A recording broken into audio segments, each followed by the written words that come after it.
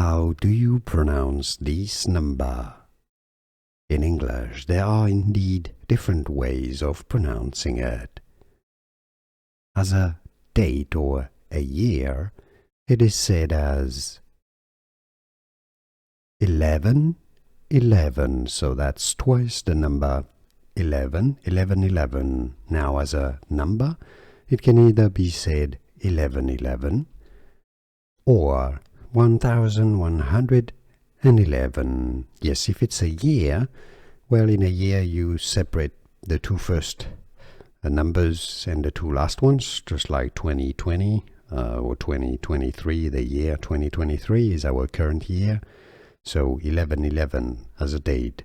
As a number, it can also be said as 1111. More videos for you here to learn more. Stay tuned. I'll see you there. Thanks for watching.